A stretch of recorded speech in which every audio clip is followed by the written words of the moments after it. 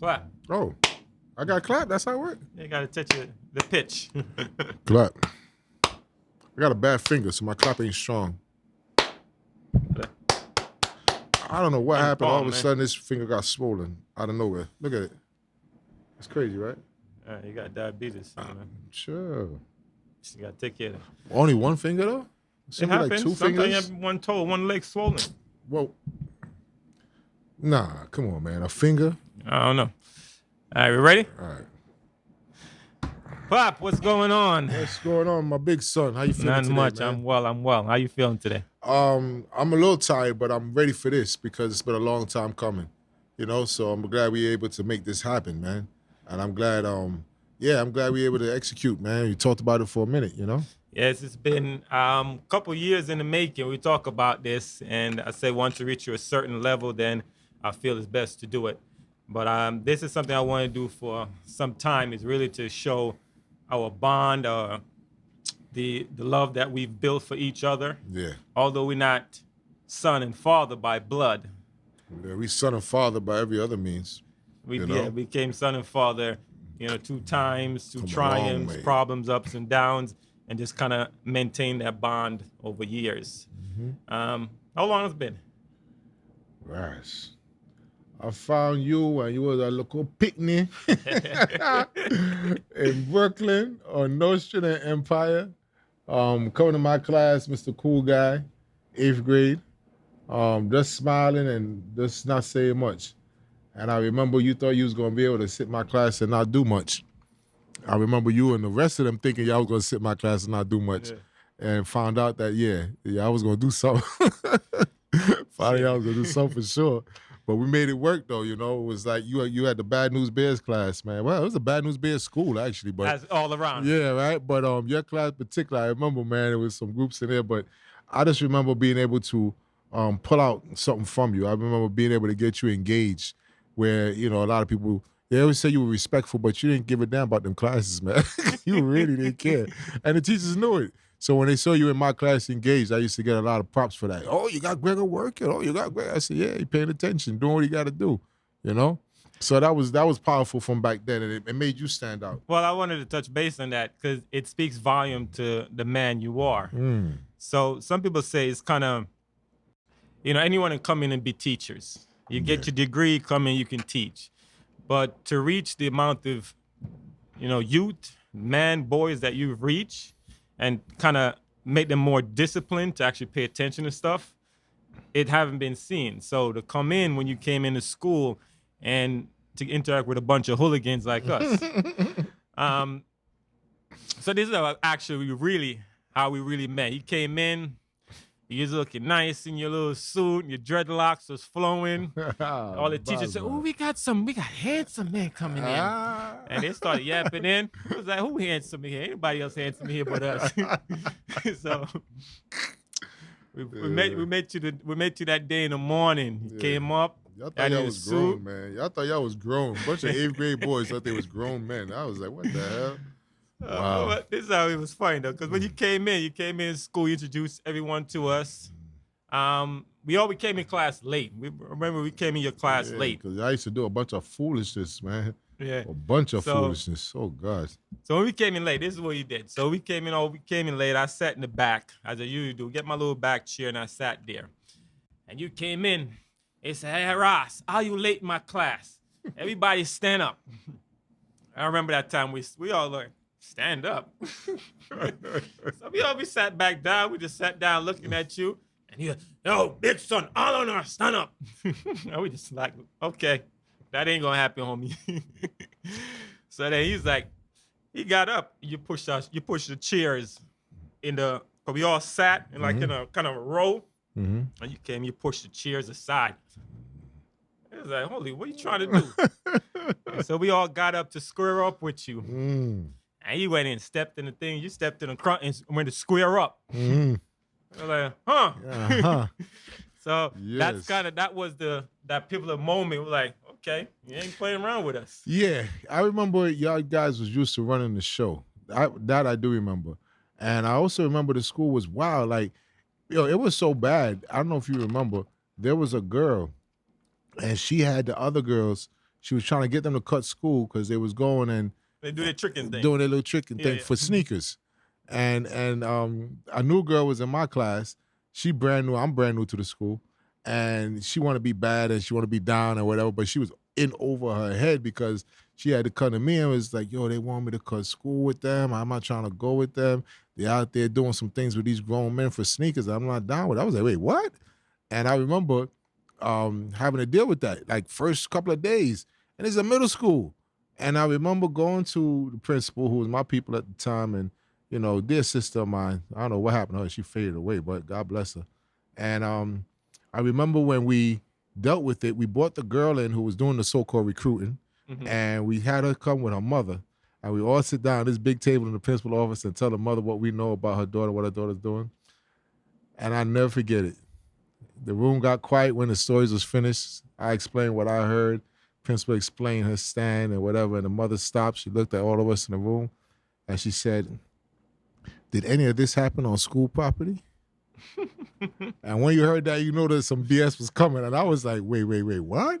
Shit, we knew the mother was the ringleader. She said, "If it didn't happen on school property, why am I here?" I said, "Oh my God." She ain't asked. She didn't want no clarity. She didn't want no name. She just wanted to know, why am I here if this didn't happen on school property? I never forget that, because that was a real wake-up call for what we were dealing with as educators in the community. And this was an 8th grade class. It wasn't even like high school. It was 8th graders. So it was a real, it was an indicator. It was a wake-up call. And it was us like, "Yo, bro, you in some stuff here. You in some stuff. So if you're going to be in this, you got to be in this." And when I had to deal with you and John, God bless you, John. John was robbing somebody for their book bag. When I catch him and Steve on the staircase, light their ass up. I think my stand was tough love, and it was tough love because it was a tough situation. So without being able to, in order to have an impact in circumstances like that, with the dynamics that we had to deal with, you couldn't be just regular, You had to step it up. You had to be able to meet the demand. And in order for me to meet demand and be effective, I just couldn't I couldn't be just one by the rules kind of guy. I had to go further. And I got results, thankfully. Well, I was definitely wasn't by the book at all. Yeah, not at all. Man. I remember these times we was chilling the block. We was doing on the block, just kind of doing her thing. I was sitting in the mailbox, and this Jeep rolled up kind of slow. So I jumped behind the mailbox, to prepare for what's going on. And he rolled up. He's like, "What y'all do outside?" Yeah, man. I was like, who is that? I was doing a drive-by. And then he came out in his Jeep, came out in his shoes.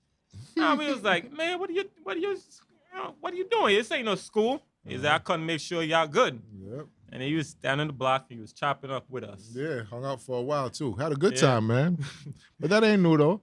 I used to do the Fort Greene projects when I worked there, Albany projects when I worked there, North Shore Empire, of course, by y'all. I feel like when you are a teacher, you're part of a community, you know? So you can't just come in and leave. Like, I was all in the blocks, man. I was in the stores. I was, sometimes, man, listen, I've been to so many barbecues and baby showers as well. But I feel like when you do that, it just solidifies, it's not just the work, but the relationships, you know what I mean? Because we went beyond the classroom, way beyond the classroom. So these are the moments that our bond started to build. Mm-hmm. You make sure we was good. You pull up in the morning time, make sure you knew we all hanged out before we had to go into school. Man. Come out the store. So he pulled Move up from the park. Yep. The bell ring long time. What are you doing, man? Let's go. Make sure we went to school. He was like, this mother, yo. Yeah, man. But at that point, it showed that, okay, he mean us well. Yeah. So it was different. So at Adventure, we wasn't so combative with you. We was open. We was able to receive. Yeah. And I thank you for that, because my mind was not gone, but you opened a lot of doors in my mind. One thing is just to reinforce self-respect as a young man. Yeah. The history. I knew about history of being black, or history about being prideful of yourself from the get-go. But when you came and you reinstilled that in different things that I've never known, you taught us. Yeah. So that gave us a different perspective how to move as young men at that particular point. Yeah. And So that the was respect. that was one of the births of manhood training too. Yeah. And now manhood training is an award-winning contract program. People pay money for the program. And one of my first, the very, very first program was in Fort Greene, but then it kind of got halted and I went through all kinds of stuff. I was dealing with superintendents on my neck and principals. Oh man, I dealt with all the battles, that. But when I actually got to 61, Miss Rhonda Hurdle and then Rhonda Taylor, when I did manhood training over there, it was just like a no-brainer because, I mean, how many times are you going to see young men getting suspended at a ridiculous rate, young men, being handled 100% differently than the young girls? Or the punitive part of it was always like, kick them out. And they always had these schools where if you were so bad, they would send you to like a Pegasus. Yeah. For those guys and girls who remember Pegasus. And you go there for like a month or 3 months or something. You're supposed to come back reformed, which didn't happen because all you did was come back more reckless. Now you got a bunch of peoples in other schools you didn't have before. Yep. So it's like the Batman connection just got bigger and stronger. That's all that happened. It did not help at all. And it's so funny. I was an acting principal over there. There asked to be an intern acting principal over there, Dr. Castro. That was good people, man. God bless her. I love you, sis. She turned around and she asked me to run the school for like a week because some kind of emergency happened and the principal had to leave and nobody was there. And I went and ran the school. Man, I brought Pee Wee Kirkland in there from Harlem. I brought in speakers and all kind of stuff. Man, they loved me in there. By the time my last day was giving me big cards and stuff, man. But it felt good because, and that was a population nobody gave a damn about. That was a population, oh my God, even the building they was in. Woo. Yeah, dilapidated. Bro, it was like, what the hell? How you got kids coming here, somebody no windows? Just big, it was jail. Windows, but it was boarded. They was boarded up. Yo, it was pure jailhouse business, though, man. But that's the biggest problem because schools, by definition, they're supposed to prepare you for your roles in society. And someone decided a long time ago that only 5% of our population, because American education is taken off the British educational system. Yeah. And the British educational system is based off of the top 5% of the population being groomed for leadership and heavy, powerful positions, whereas everyone else is to pretty much keep the status quo. So with America taking that on and they take the top 5% and going for leadership, they wasn't coming to Crown Heights for that top 5%. They wasn't coming to Fort Greene, Albany projects, none of the areas that we live. And knowing that, and then seeing those dynamics of Pegasus programs. And then what was big back then, remember the trips to the prisons?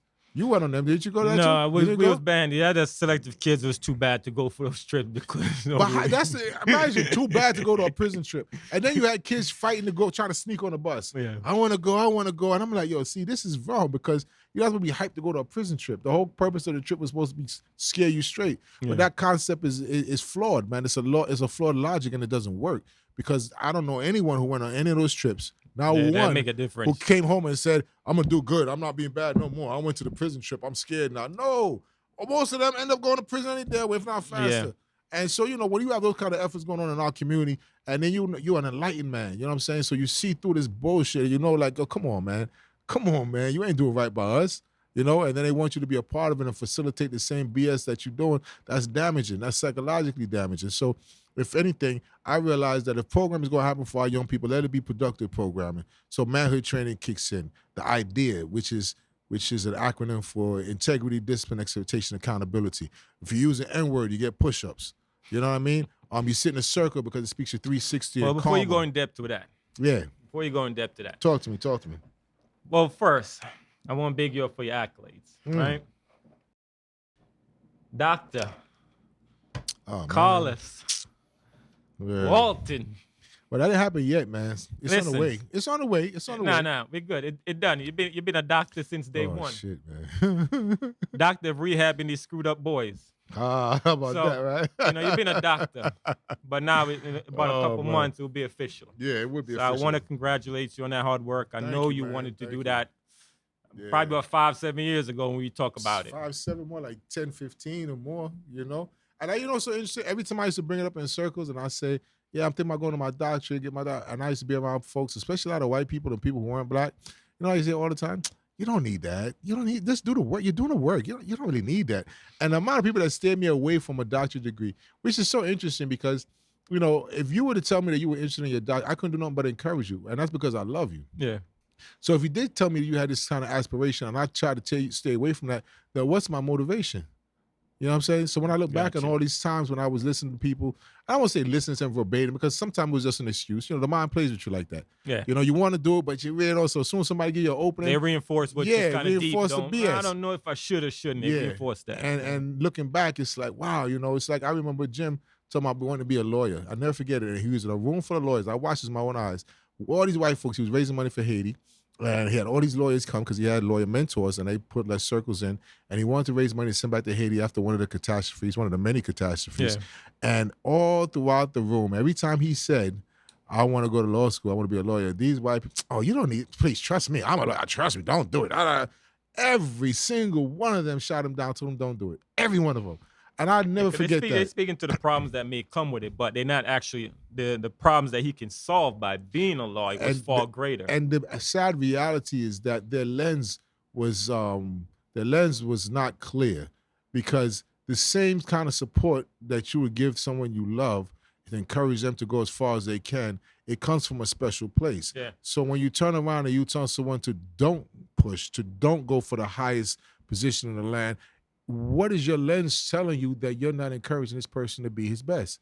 You truly don't believe in them. And then believe that you're doing the right thing, because as they did it, they felt, you know, it was like a certain type of, not that they were being arrogant, but it was like a self-righteousness in it where, you know, like, I know, trust me, I know, you know. And I'm like, you know, but you're a lawyer, you're certified. This young man wants to be, and you're telling him no, but you're still certified and with all the benefits and the gains that come with it. So, you know, it's interesting. And these people were there to support him. And they did too. He raised thousands of dollars that night. But as far as him coming into the circle and to the level that they were on, they were 1,000% against it. And I said, that is a lesson to be told. And we talked about it, of course. We unpack that all the time. And it relates to me as well, because here I was saying I want to get my doctorate degree and all that can be, oh, no, don't do that, don't do that. And then I get triggers because, you know, I'm a black man in America, boy. I got triggers, man. Ooh, I got triggers. So now I go back to when I'm in high school, looking at the white dude who's my guidance counselor, paid to guide, paid to counsel, went to school for guidance and counselor. And when I go for my recommendations that are for Penn State, only because you had to have one from your guidance counselor in the package, I got to hear, according to my records, you don't have the potential to finish 4 years of college. You know, I can't really write this recommendation. You should really look into other alternatives. Man, I'm working on a doctorate now, and this clown going to tell me in my face at 17 that I don't have the potential to do 4 years of college. So that type of BS is not just spewed on me; it's spewed on anybody else that walked before that man and many more like him. They have a vision they want to pursue. Exactly. So, you know, when it comes down to us, and then I go back to Malcolm X. When he was in middle school, and he was the president of his class and said, I want to be a lawyer, he had to get the sit-down talk. Oh, you know, you should look into being a blacksmith. Use your hands. You don't want to go to law school, like law school, you know? And then it's even, when I want to go to HBCU, you want to go to a black college? Are you sure? Not a black. You might not have the same opportunities. They party or so much at a black college. I'm listening to a white nun tell me about a black college. Like, what do you possibly even know about a black college? So that type of false redirection, that type of ingenuine, you know, this is just so wrong.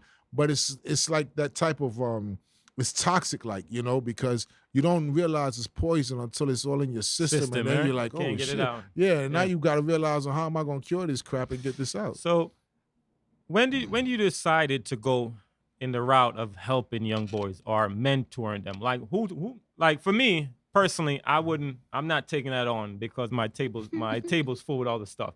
And my patience is short. I was gonna say, what about the patience part? That's the real reason. It's very short. That's the real reason. What made you, since you're talking about vision and, you know, people putting things in your ears, what made you decide to take that on? So the first teaching assignment was in Fort Greene projects. It was a school that was pretty much in the projects. Right across the street for the projects, 265. And I would pass by the area because I had a friend of mine, Mike D, Music Rocket, my man. We used to go to this comedy club in Manhattan. So I would drive from Queens to Brooklyn, pick him up, and then he would always take me to the shortcut to get to Manhattan, to get to the bridge, which is always through the projects. And every time we passed by, I used to look around like, God damn, can you imagine having to work around here every day? Yo, this shit is depressing, man. I used to be like, damn, I just been looking like, yo, can you imagine how, I used to say, boy, talk about self-prophecy. I get a job teaching at where they send me, right in the same damn project I pass by all the time saying, how could you work here every day? And, you know, sometimes the universe, you know, the Most High, the ancestors, they do that to you. They put you where you need to be and sometimes help you face, you know, the thing that you don't really want to face. And when I went in there, I found my passion. Like, who knew?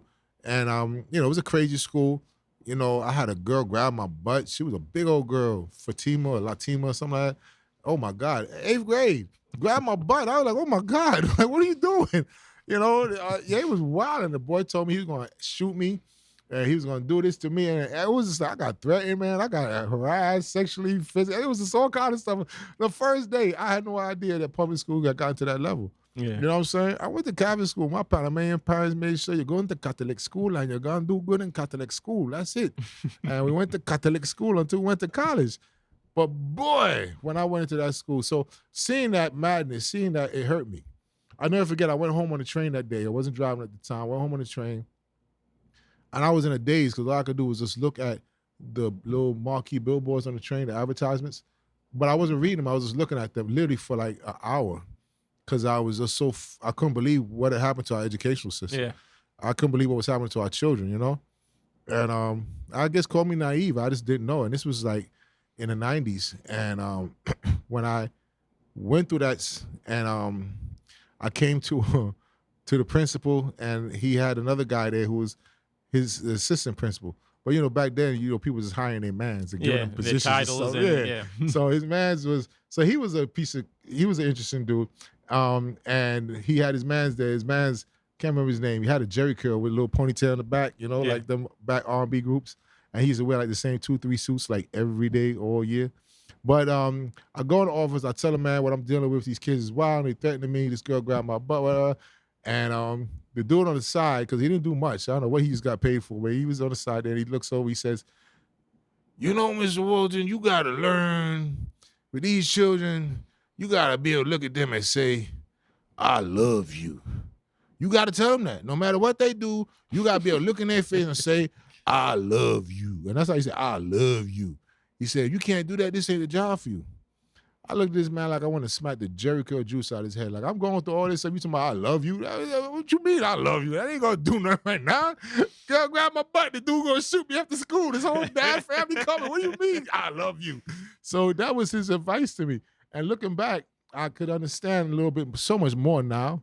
So that's what I was going to ask you. Yeah, like I've shared I love you so much that it just rolls off my tongue. But then I've had young people look at me like, I never had a man tell me I love you in my life. So that's what I wanted to ask. So love, right? Mm-hmm. For a man to tell another man he loves him. Yeah. It's quite strange. It's viewed as strange homosexual or something to that nature. It's not strange to you. It wasn't strange to me. But it was off though. I remember you too. He was like, okay, yeah, love you too. Well, I never had a strange man directly, and the key word is directly tell me I love you. Yeah. My brother would come, I love you, kiss me, hug me, throw me around. So that was I always had that. I always knew what that love is with another man. Yeah. Right. So, but me growing up in Jamaica, the love was, we got love for you, big man. We got love for you, big man. So I've heard those things from the older man, but never directly. I love you. Yeah. So you was the first. And I think it was probably was in 9th grade or something to that nature when I left that school. And he's, listen, big son, I love you. So it was a bit, I don't know, this guy, one of them little creepy dudes or something, But the way you deliver it and the energy, it wasn't that. Yeah. But how the other boys took it, it was different because it was, man, Tony love you. He probably, he's funny or something. And it was baffled by it. Yeah, they really was too. And I was unapologetic too. I didn't give a damn. I stayed in front of whoever, wherever. And the thing that was interesting for me was that, so for one, love is a language and it can be communicated. So I gave love in all kinds of ways, and sometimes even the ass whippings, all the ass whippings was love, because it was never an ass whipping where I'm putting my hands on somebody's child trying to hurt them. Yeah. It was more so of a discipline thing, and also the thing of I'm trying to save your ass, because if you don't calm your ass down, the next person that put their hands on you, you're not gonna do it with love. Exactly. So I remember, oh my God, so many of them, Kofani, Kajali, Test for God rest his soul, you know, Japhet. Oh my God, man. Like Japheth confessed to me one time. He's like, listen, man, ain't nobody ever told me they love me. Walton's only told me they love me. Kafai and Japheth, they was on wild streak from the get-go. yeah. But they always kept you as a fawn. They always came back around. Yeah. I remember when Kafani came from jail. I think he probably one of the first person he came after school. He's like, oh, Walton. I was like, he's walking around here somewhere. He's like, go find him. Find him. Yeah. Like, you just came out of jail. A lot of them But it dudes, speaks man. volume that, he wanted to be around you. Yeah, a lot of them, man. Ryan, God bless his soul. I mean, it's just sad because nobody was. I felt like it was just a thing that was a no-brainer. Yeah. But then I felt like I was the only soldier making a left when the other 99 out the 100 was making a right. And I'm like, yo, y'all going wrong. And they look at me like, yo, you bugging. And, so I always was the one on the outs, and when I went as hard as I went, some people try to, you shouldn't do that. And you shouldn't hug the children and you shouldn't do this. And all the things I shouldn't do. But what I was doing was getting results. Exactly. Because when I was giving the love, I was getting it back. The expectations was raised higher. The accountability was raised higher. They weren't so quick to just be reckless when they knew that somebody was pouring into them and was investing in them. And then I got to put you guys into other things like college tours and stuff like that and expose you to different opportunities. So the idea of being able to tell you guys that I love you was just a natural thing for me. And I knew that it was something that you guys needed. And the funny thing is that even now, I remember when my wife and I got married, one of her best friends, I met her husband and it became my brother. So I would tell him, yo, all right, bro, be good, man. I love you, bro. And he came to me one time, months later, yo, bro, when you said I love you, I didn't even know what to do with that, man. But here's the crazy thing.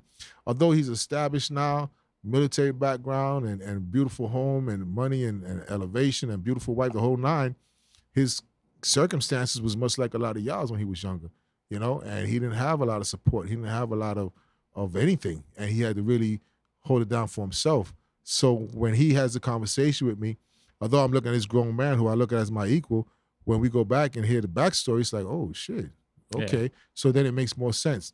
But we have to step out of that because being able to tell a brother I love you should be natural. I don't hang up the phone with you unless I tell you I love you. And I think that should be our norm. What happens is we have to rewrite the narrative. Our norm should not be that a boy is called the N-word more than he's called his own name. But that's correct. Our reality, that young men are walking around being called the N-word more times than they're being called their own government God-given name. Mm-hmm. And that shouldn't be our norm. This reality of us dying on trains by the hands of cops, not even the white man on the train feel he got the right to come and choke you to death. The police banned the chokehold years ago with Eric Garner. So now we got civilians using the chokehold. And if you're a Marine, anybody that knows how to use a chokehold knows the damage that it does. Yeah. So if I'm on you for 15 minutes, I'm killing you. There's nobody that doesn't know that. We got little kids that go to dojos and they know if I hold this chokehold, you're going to die. So that was blatant murder. And the man went to the precinct, answered some questions, and went home afterwards. So that can't be our norm either. You know what I mean? Understood. But when people are constantly devaluing us to the point that we devalue ourselves, that was the area that I had to hit. I cannot change this world society's view. And sometimes I don't feel I care to even bother. But what I do care about is how you see yourself. Exactly. Yep. And you're not going to be in front of me treating yourself like you ain't nothing when I know you're something and you're in my charge. Nah, this can't happen. So we got to go toe to toe.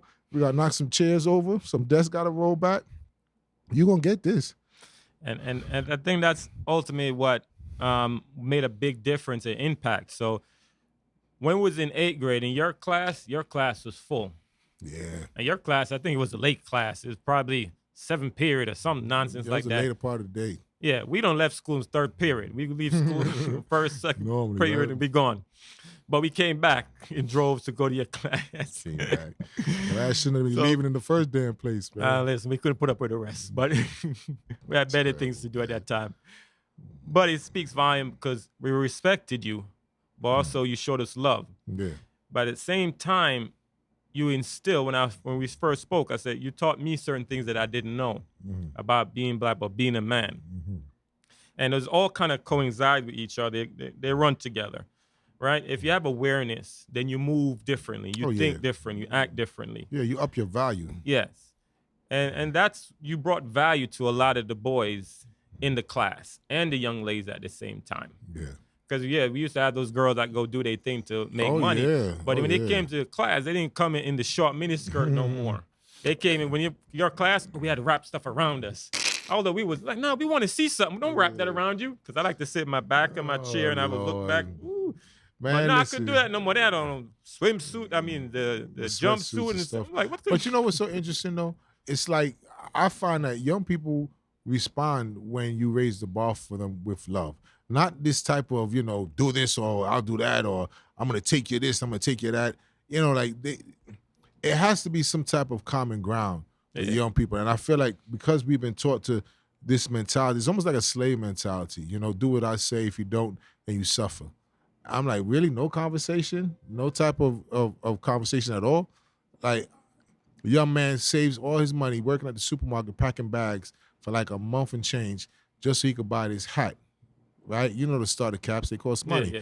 It's his birthday. He goes to buy the starter cap. He comes to school too hype on his birthday with the starter cap on, walks in the building, and the security guard comes from behind him and snatches the hat off his head. Yeah. No hats in the building.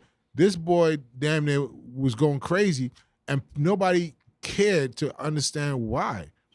And the violation he felt, he saved his money for weeks working to just get this hat just so he could be fly for his birthday. He didn't have much, but he was going to be fly with that hat. And as soon as he walked in the building, security guard took it and didn't even want to understand why he really wanted and deserved his hat back.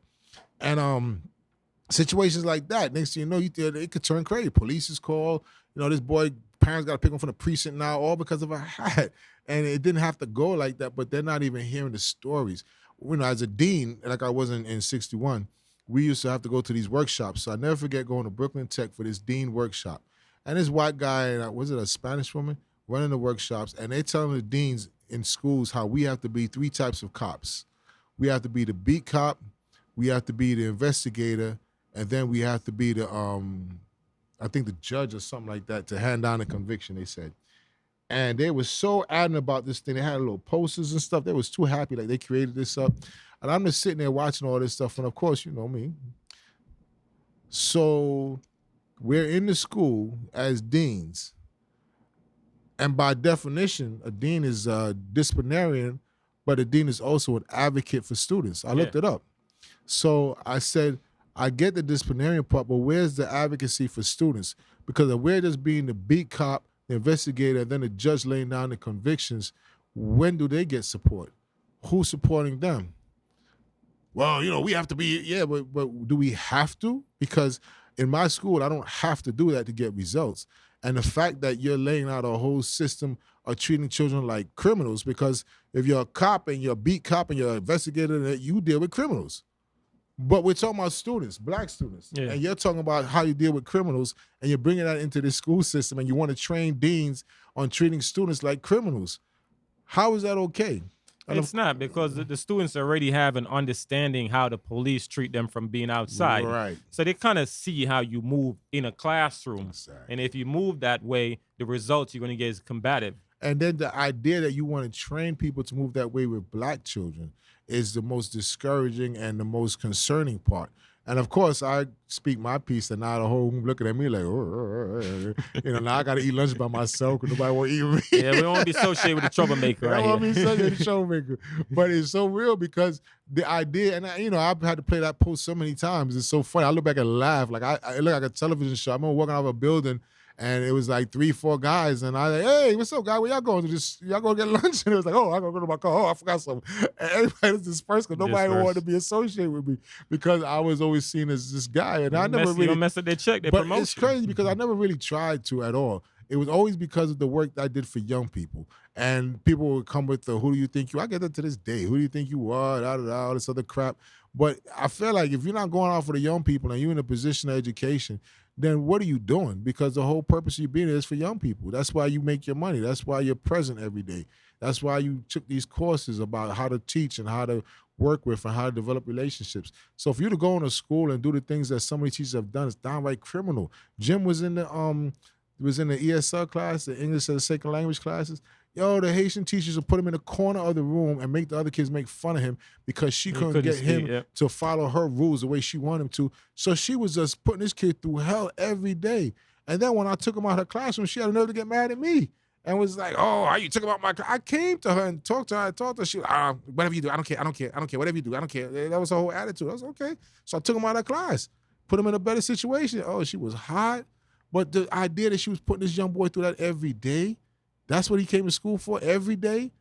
Nah, you can't do that. So that's where my advocacy came from. We'll pivot on that part. So your advocate, your passion, your love. I think this was a turning point for me and you in our relationship development, and it blossomed to what it is now. And this is when I came to you, and I had to, well, for me, I had to make a personal decision to start changing the outcome of my situation, my life. Yeah.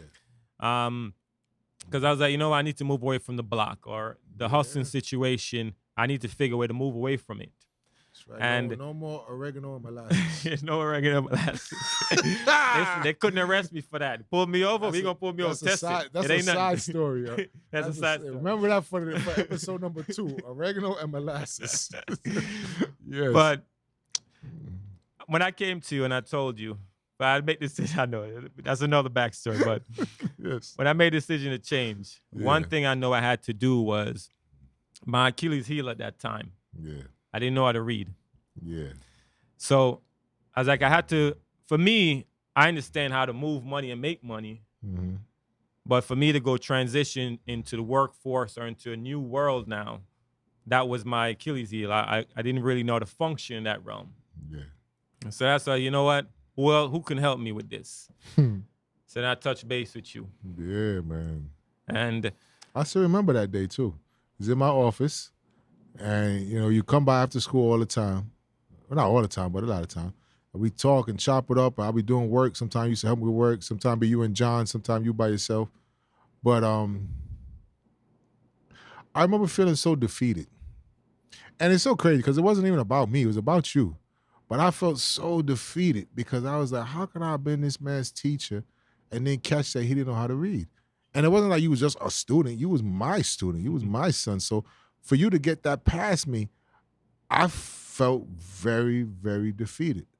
And then the same person who made me feel defeated says to me, "Come on, Pops. What you mean, man? You taught me math. I know my numbers. Ain't nobody messing with my money. It's just this reading shit right here, man. It's reading shit, man. Just can't get it, man. But don't feel bad, Pops. You told me numbers, man. I know my numbers." And I was like, I couldn't do nothing but to shake my head loud like, this motherfucker right here. You was different, man. Like, real talk, because, I really felt like shit. And I've never felt like that as an educator. I felt like I was the most failed, unaccomplished educator in the world. For me to have a student in my class, somebody that I have a relationship with, and him not know how to read, and I never caught it. I swear, I don't think I've ever felt more like shit as an educator like I did that day. And then when you came back with the numbers thing, and I know my numbers, man. Nobody mess with my money. I know my numbers. It's just reading shit. And I was like, wow. It was bigger than us because then that's when I had the lady who was coming through to do the tutoring. Miss Cap, and I had her come and start tutoring you. And then from there, she put you in touch with the student advocacy office, who just won a bunch of millions of dollars just a couple years ago because 3 or 2 girls didn't know how to read, and the teachers got behind them and they did a lawsuit and they sued and got millions. And of course, this system, what it is, those white men went in that back room and started changing their books around because they was like, oh, hell no, because they knew they would have a whole lot of lawsuits against them. So they changed it so that no one could ever sue and get monetary rewards from winning the case against the Board of Ed. They could only get services. So when she linked you up with the student advocacy office, and I remember testimonies and stuff, it got official, boy. It got real quick, too. We went from trying to learn how to read to suing the Board of Ed, boy. That shit was no joke. And then you won. And I was like, oh, shit, yo, you won. Yeah. That was crazy. Sued the Board of Ed for New York City and won. And the only regret was that you didn't get them damn millions, man. That was the only regret, no millions. Well, you know what? I wouldn't necessarily call it a regret because at the end of the day, I wouldn't know that I utilized that millions anyway. probably been screwed At that up. time, that'd have been a problem for you. Yeah, it'd been a I big agree problem. 100%. But the services that they gave you were unmatched. Yeah. And then you had the opportunity to now go and get all of the basic fundamentals you needed. And once you did that, it was like, forget about it, man. You was off on a whole nother level. Yeah. You got into marketing and you start wearing tailor-made suits and shit. I didn't even have a tailor-made suit at the time. I was like, who the hell this motherfucker you think he is? Come on, tailored suits and shirts and stuff. I was like, damn, my son doing good, boy. And he just never stopped elevating, man. Well, then we hit the other roadblock, the condition. Yeah. We went for years going to every doctor, nurse, calling people, doctor visits. That shit lasted for like 2 years or more. And that was a scary time too, because I didn't know what was happening with my son. And doctor visit after doctor visit after doctor visit. And then nobody could ever give us no answers, which was even more frustrating, because clearly something was wrong and nobody could explain what it was.